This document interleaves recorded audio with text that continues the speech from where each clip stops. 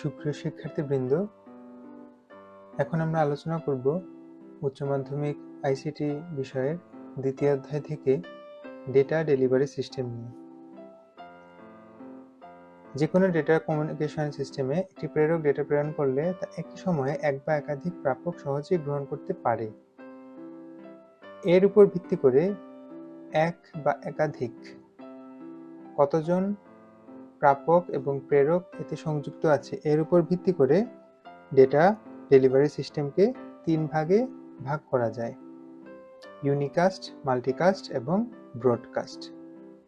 Unicast হচ্ছে point to point বা one to one transmission mode, অর্থাৎ একটি নেটওয়ার্কের মধ্যে একটি প্রেরক একটি প্রাপককেই ডেটা পাঠাতে পারে।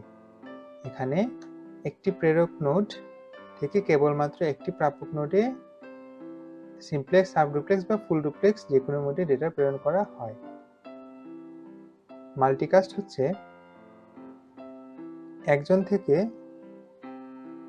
একাধিক, তার মানে একটি ডিভাইস একটি প্রেরক নোড থেকে নেটওয়ার্কে শুধুমাত্র সিলেক্টেড নোডে, তার মানে এই নেটওয়ার্কটি আমরা দেখতে পাচ্ছি এখানে চারজন রিসিভার আছে এবং একজন সেন্ডার আছে। এই সেন্ডার তিনজন রিসিভারকে ডেটাটা পাঠাচ্ছেন, মানে সিলেক্টেড, সবাইকে পাঠাননি।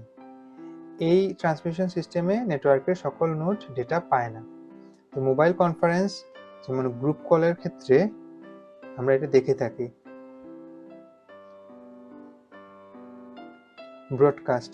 ব্রডকাস্ট হচ্ছে point to multipoint transmission, তার মানে ওয়ান টু অল ট্রান্সমিশন। কোনো নেটওয়ার্কের একটি প্রেরক নোড থেকে নেটওয়ার্কের সকল নোডে সিমপ্লেক্স মোডে ডেটা প্রেরণ করা হয়।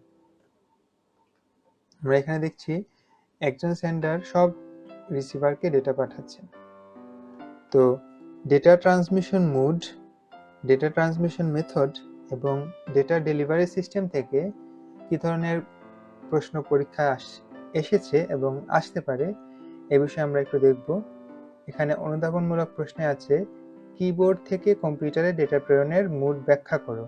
কিবোর্ড থেকে কম্পিউটারে ডেটা প্রেরণের মোড হচ্ছে সিমপ্লেক্স মোড, কারণ কিবোর্ড থেকে শুধুমাত্র কম্পিউটারে ডেটা প্রেরণ করা সম্ভব, একমুখী ডেটা প্রবাহ। ডেটা আদান প্রদান একই সময়ে সম্ভব, ব্যাখ্যা করো। ডেটা আদান প্রদান একই সময়ে সম্ভব ফুল ডুপ্লেক্স মোডের ক্ষেত্রে, এখানে একই সাথে ডেটা গ্রহণ এবং প্রেরণ করা হয়। শ্রেণীকক্ষের পাঠদানকে কোন ট্রান্সমিশন মোডের সাথে তুলনা করা যায়, ব্যাখ্যা করো। শ্রেণীকক্ষের শিক্ষক শিক্ষার্থীদের বিভিন্ন বিষয়ে পাঠদান করে থাকেন, এক্ষেত্রে আমরা বলতে পারি এখানে সিমপ্লেক্স মোডের ব্যবহার আছে, সিমপ্লেক্স এবং ব্রডকাস্ট। সিমপ্লেক্স, আবার যদি কখনো শিক্ষার্থী কোনো একটা বিষয় শিক্ষকদের নিয়ে আলোচনা করে, তখন এক্ষেত্রে আমরা বলতে পারি হাফ ডুপ্লেক্স। এই প্রশ্নের উত্তরের ক্ষেত্রে সিমপ্লেক্স দেওয়াটাই সমীচীন। পরবর্তী প্রশ্ন, ওয়াকিটকিতে যুগপৎ কথা বলা এবং শোনা সম্ভব নয় কেন, ব্যাখ্যা করো। ওয়াকিটকিতে যুগপৎ মানে হচ্ছে একই সাথে, ওয়াকিটকি হচ্ছে হাফ ডুপ্লেক্স মোড ব্যবহার করে তথ্য আদান প্রদান করে, তার জন্য একই সাথে কথা বলা এবং শোনা সম্ভব নয়। একের পর এক, অর্থাৎ কথা একটি ডিভাইস আরেকটি ডিভাইসের সাথে কথা বলা শেষ হলে তখন দ্বিতীয় ডিভাইসটি প্রথম ডিভাইসকে ডেটা পাঠাতে পারে। ওয়াকিটকি ডেটা ট্রান্সমিশন মোড ব্যাখ্যা করো। আমরা একটু আগের প্রশ্নে এটা আলোচনা করলাম। রেডিও এর ডেটা ট্রান্সমিশন মোড ব্যাখ্যা করো। রেডিও এর ডেটা ট্রান্সমিশন মোড হচ্ছে সিমপ্লেক্স, অর্থাৎ রেডিও স্টেশন থেকে শুধুমাত্র রেডিওতে ডেটা সিগন্যাল এসে থাকে।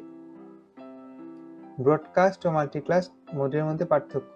ব্রডকাস্ট হচ্ছে ওয়ান টু অল, মানে একটি নেটওয়ার্কে থাকা একটি ডিভাইস থেকে সব ডিভাইসেই ডেটা প্রেরিত হবে। মাল্টিকাস্ট হচ্ছে সিলেক্টেড নোডে ডেটা পাঠানো হয়, অর্থাৎ সব নেটওয়ার্কের সব ডিভাইসে ডেটা প্রেরণ করা হয় না, শুধুমাত্র বাছাইকৃত ডিভাইসে ডেটা প্রেরণ করা হয়। ব্রডকাস্ট সবসময় সিমপ্লেক্স ব্যাখ্যা করো।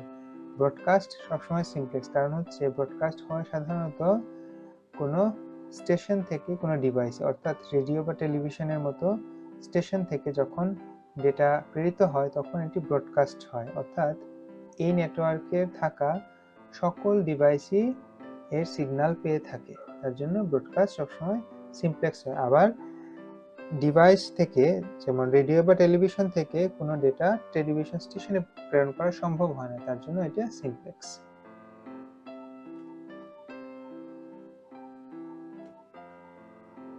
এই সৃজনশীল প্রশ্নটি হচ্ছে ডেটা ট্রান্সমিশন মোড থেকে, যার আলোচনা আমরা এর পূর্ববর্তী ভিডিওতে করেছি। এখানে প্রশ্নে ব্যবহার করা হয়েছে হাফ ডুপ্লেক্স মোড, তারপর সিমপ্লেক্স এবং ফুল ডুপ্লেক্স মোডের বিষয়।